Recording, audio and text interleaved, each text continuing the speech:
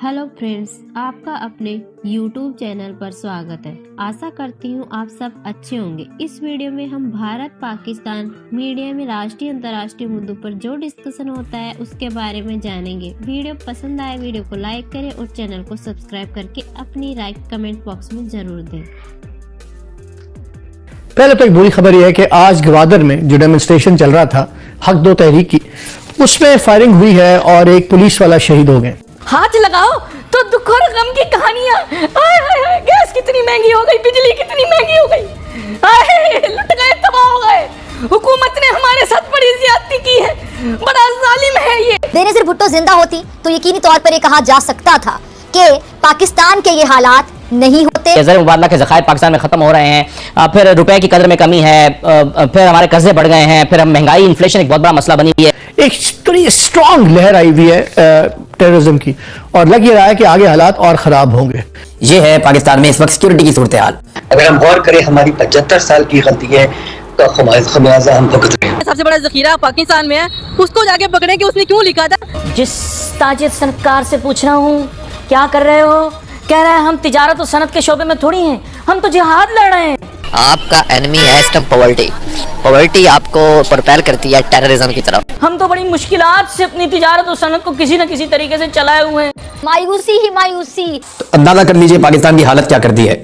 सच पूछे, अगर हमें इस मुल्क से मोहब्बत ना होती तो हम कारोबार कब का बंद करके चले गए। इनको बड़ी चीजों पर फोकस करने की जरूरत है। हाय, पाकिस्तान में काम करना पड़ा। ये सारी गैस हमें दे दो, ये सब गैस हमें गरीबों का सिलेंडर पे लगा। तो IMF की डील क्यों नहीं हो पा रही और कौन सी ऐसी कंडीशंस हैं जो रुकावट है जो पाकिस्तान नहीं एक्सेप्ट कर सकता। देखिए जी, मेरे तो ख्याल में कोई ऐसी कंडीशन जो पाकिस्तान नहीं एक्सेप्ट कर सकता। हमारी इकोनॉमी की बुरी हालत है, हम कोई चीज ना एक्सेप्ट करने की पोजीशन में नहीं है। अगर हम गौर करें हमारी 75 साल की गलतियां का खमियाजा हम भुगत रहे हैं। 75 साल से हमने बोरोइंग की, बेगिंग की, भीख मांगने की एक लूट डाली हुई है। 75 साल से हम एक प्रोजेक्ट्स कर रहे हैं जिनका कोई फायदा खास नहीं है। कभी फ्लाईओवर बना रहे हैं, कभी सड़कें बना रहे हैं, कभी यूनिवर्सिटी बना रहे हैं जिनकी जरूरत नहीं है। तो ये जो सारी हम चीजें, कभी स्टेडियम बना रहे हैं जिनकी जरूरत नहीं है, कभी पावर प्रोजेक्ट्स लगा रहे हैं जिनकी जरूरत नहीं है। ये जो प्रोजेक्ट्स हम लगा रहे हैं बेवकूफ़ों की तरह, फिर साथ सब्सिडी देते जा रहे हैं। तो ये सब्सिडीज वगैरह जो है ये हमने देनी है, हमारा शौक है देने का। तो IMF को क्या गालियां देनी। अगर हमें अपना घर नहीं संभालना आता तो IMF का कसूर कोई नहीं। कोई भी बाहर से आएगा, कोई भी फाइनेंसर आएगा, वो यही कहेगा कि भाई अपना घर संवारे, अपना बिजनेस प्लान बनाएं, उसके मुताबिक चलें। अगर नहीं बना सकते तो हमसे पैसे मत मांगे। तो मेरा ख्याल है IMF कोई बेवकूफ़ वाली बात नहीं करा, बिल्कुल ठीक बात करा। बाकी ये कि PIT में हमने लिखा हुआ है IMF के प्रोग्राम पे कमेंट, और हमने यही कहा है कि IMF तो अभी वो चीजें मांग ही नहीं रहा जो हमें मांगनी चाहिए। हमें अपने मुल्क को संभालने के लिए बहुत कुछ करना है जो हम नहीं कर रहे हैं। तो हम IMF और भी कंडीशन लगाए खुद जी, वो पाकिस्तान के अपने ही फायदे में है। बिल्कुल सही है। हारून शेख साहब, आपका मैं आर्टिकल कल डॉन में जो छपा है वो देख रहा था, जिसमें आपने बहुत तफसील से पाकिस्तान के इकोनॉमी के जो नेगेटिव इकोनॉमिक इंडिकेटर है उसकी बात की है। ज़र मुबादला के ज़खायर पाकिस्तान में खत्म हो रहे हैं, फिर रुपए की कदर में कमी है, फिर हमारे कर्जे बढ़ गए हैं, फिर महंगाई इन्फ्लेशन एक बहुत बड़ा मसला बनी हुई है, एक्सपेंसिव एक्सपोर्ट्स हैं पाकिस्तान की। ये तमाम जो चैलेंजेस हैं इसको मीट करने के लिए पाकिस्तान के पास, इसहाक डार साहब के पास कोई प्लान मौजूद है आपके ख्याल में? जी बहुत शुक्रिया। देखिए, पहली बात तो यह है कि पाकिस्तान की जो इकोनॉमिक मैनेजर्स हैं उनकी जो बातें हैं उनके ऊपर दुनिया के इदारों का एतबार उठ चुका। इन्होंने वही काम करा है जो तालिबान ने करा है। तालिबान को ये लोग समझते थे कि टेररिस्ट आउटफिट है, ये है, मिलिटेंट्स हैं, तालिबान ने वहां पे सरकार बना ली। ये लोग कह रहे हैं कि अगर तालिबान अमेरिका की जगह काबुल में सरकार बना सकता है तो हम थोड़ा ना कोई गए गुजरे, हम पाकिस्तान में सरकार क्यों नहीं बना सकते, हम भी बनाएंगे पाकिस्तान में सरकार। उनके दिमाग में यह चल रहा है कि तालिबान ने अमेरिकन को हरा दिया। आप समझ रहे हैं मेरी बात? उनके दिमाग में यह चल रहा है। तहरीक तालिबान पाकिस्तान ने एक नई कैबिनेट फॉर्म करी। Can you imagine? आप सोच सकते हैं, तसव्वुर कर सकते हैं? तहरीक तालिबान पाकिस्तान जो कि एक टेररिस्ट ऑर्गेनाइजेशन है। ये जो आपका पहला सवाल था वो उससे भी लिंक्ड है, क्योंकि ना तो हमारे पास पॉलिसी है कोई मीडियम टर्म, ना हम उसको कंसिस्टेंट रखने के लिए इकदाम उठा रहे हैं। अगर आपने मेरा आर्टिकल पढ़ा हो तो उसके अंदर मैंने 2-3 चीजें आर्ग्यू की हैं कि एक तो यह है कि इतनी ज्यादा सेंट्रलाइज्ड डिसीजन मेकिंग है, वहां कॉम्पिटेंस भी नहीं है, एक्सपोजर भी नहीं है। दुनिया जो है वो इदारों के साथ डील करना चाहती है, जहां पर प्रोफेशनल्स बैठते हैं, उनकी जबान बोलते हैं, उनके ऊपर एतबार करती है।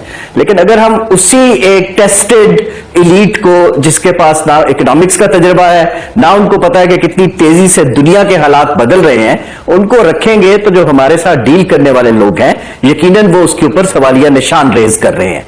इस वक्त पाकिस्तान के पास जो आप बात कर रहे हैं, मेरा नहीं ख्याल कि जो हमारी करंट जो पॉलिटिकल सूरत हाल है, पोलराइजेशन भी है, इंटेंसिटी भी है, इसके अलावा जब सिक्योरिटी के चैलेंजेस भी बढ़ रहे हैं, हमारी सियासी एलीट को इनको बड़ी चीजों पर फोकस करने की जरूरत है।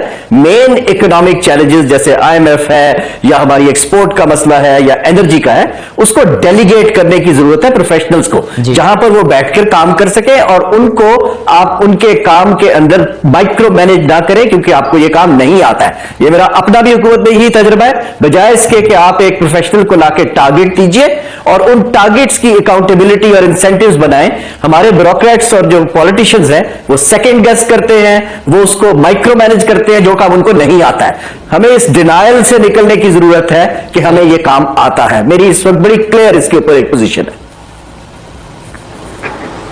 राइट सर, बिल्कुल सही है। मगर सर आप जैसे डॉक्टर नदीम साहब आप अभी फरमा रहे थे कि, और आप बजा तौर पर सही कह रहे हैं कि पाकिस्तान को पैसों की जरूरत है, IMF प्रोग्राम को मुकम्मल करना भी पाकिस्तान की जरूरत है। लेकिन अभी जो पिछली किस्त मिली थी, जो नई हुकूमत ने आकर ली है, उससे पाकिस्तान की इकोनॉमी पर कोई बेहतरी के आसार दिखाई नहीं दिए। ये $1 अरब पाकिस्तान को कितना बेल आउट कर पाएंगे, और आपके ख्याल में पिछली जो प्रीवियस एक्सपेक्टेशंस थी हमारी, वो क्यों पूरी नहीं हो सकी? साहब जो मैं आपको बात बता रहा हूं ये है कि हमारी आबादी 230 मिलियन है। $1 बिलियन 230 मिलियन से डिवाइड करें तो मेरा ख्याल 5 डॉलर ही बंदा आता है। तो जब इकोनॉमी $1 बिलियन पे आ जाए तो बड़ा क्लियर सिग्नल है कि आपकी इनकॉम्पिटेंस की हद पहुंच चुकी है। इंडिया के पास रिजर्व्स 563 बिलियन, बांग्लादेश के पास भी 35-40।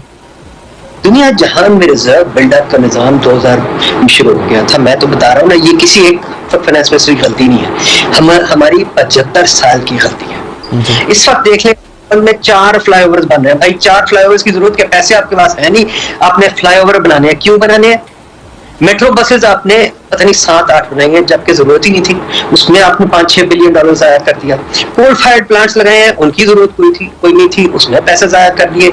आपकी अगर लिस्ट में गिनाऊं पैसे जाया करने की इतनी है कि खुदारा कभी कोई बैठ के सोचे तो सही, हमारे रिजर्व्स कैसे बढ़ेंगे जब आप पैसे जाया करते जैसे पानी हो। अगर आपने सब्सिडी देनी, आप बेतहाशा सब्सिडी देते जाते कभी सोचते नहीं है कि सब्सिडी का फायदा क्या हो रहा है। आपने बिजली कम सस्ती देनी है किसी को आपने गाड़ियों का निजाम बनाया है, कुछ करें जो मतलब टेलीफोन भी आपने लेने बंद कर दिए हैं, टेलीफोन कंप्यूटर भी आपने मंगाने बंद कर दिए हैं, LC भी खोलने बंद कर दिए। तो देखिए इकोनॉमी ऐसे नहीं चल सकती। तो ये कहना 1 बिलियन 2 बिलियन कोई दे